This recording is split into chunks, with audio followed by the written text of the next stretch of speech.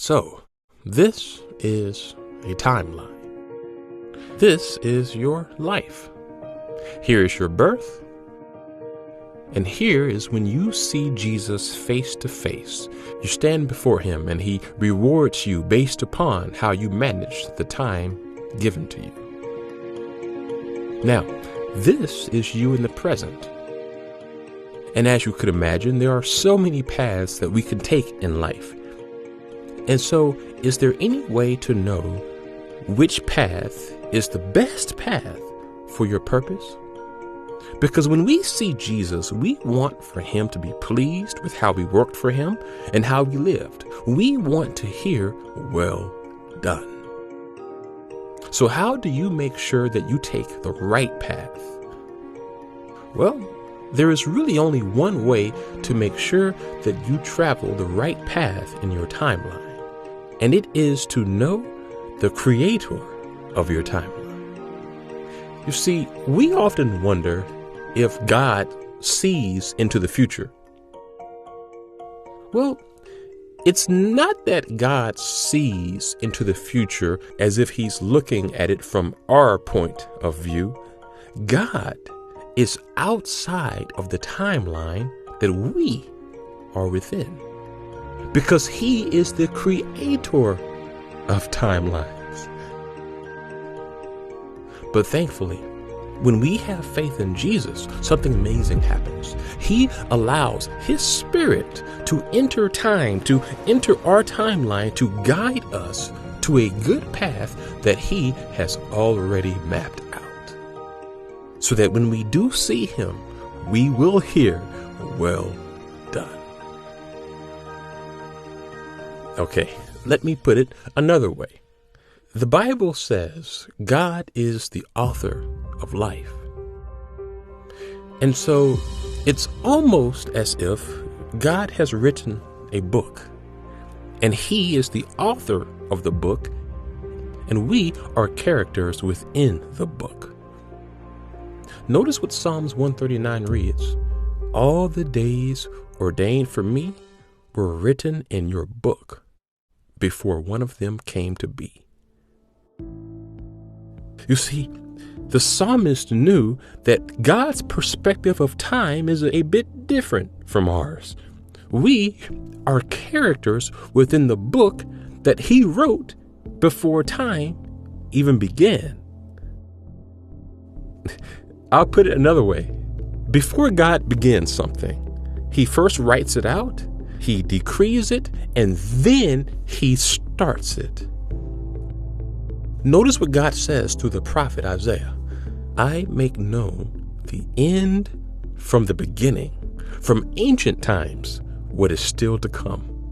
I say my purpose will stand, and I will do all that I please." You see, from God's perspective, everything is already done. Everything is already complete. We are the ones who are characters within the story or timeline that God has already written. And so the point I am making is this: you don't have to wonder if you will reach your purpose when you follow the path God has written for you. God has an ordained purpose for everything. He has a written plan for our universe. He has a plan for our earth. And he has a purpose and plan for you.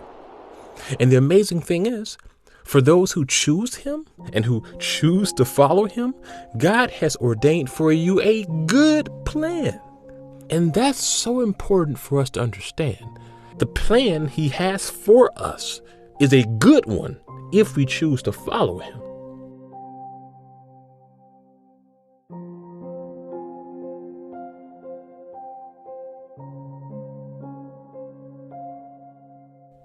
Romans 8:28. Look what Paul says. "And we know that in all things God works for the good of those who love him, who have been called according to his purpose."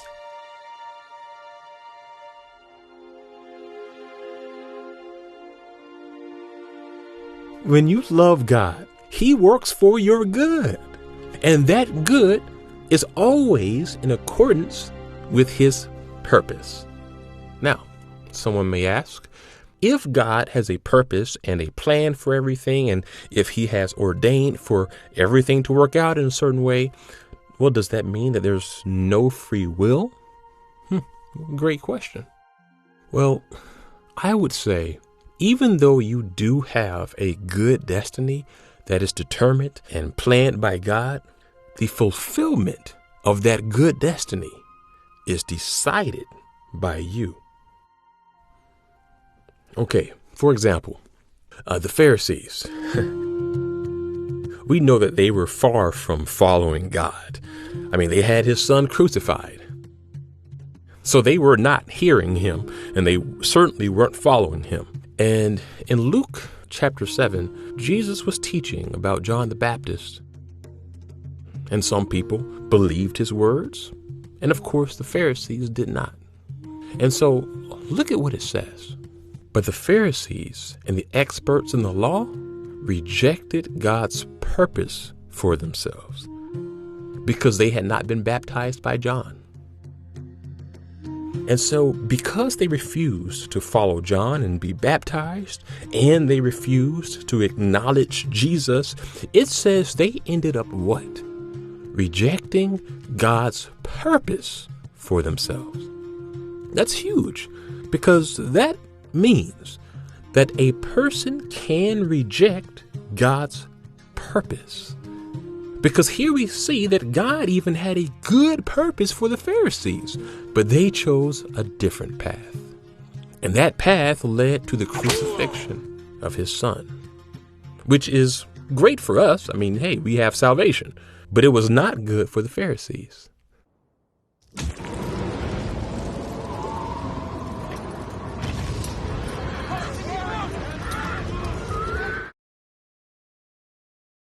And so, as you can see, God's ultimate purpose will always be fulfilled, because Jesus had to die, but they ended up being a part of God's purpose, but as the bad character in his story, because they didn't follow him.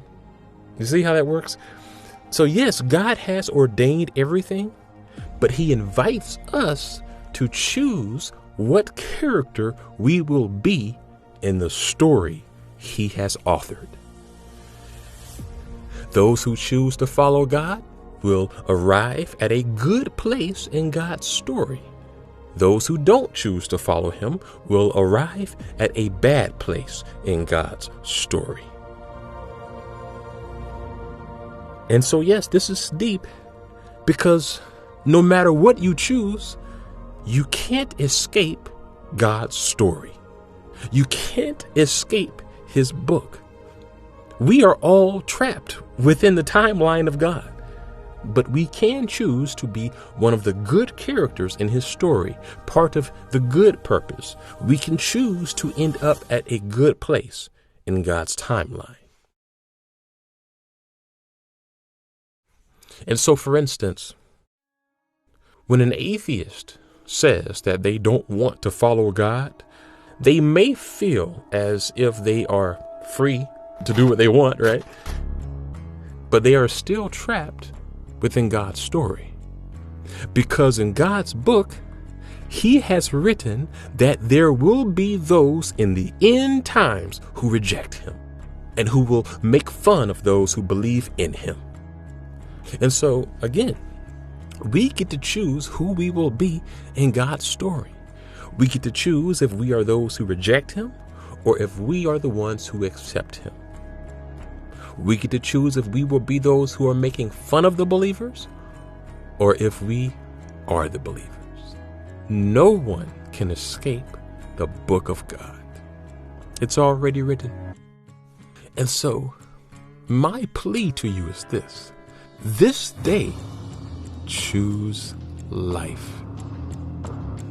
Choose to be one of those who ends up at a good place in the story God has written.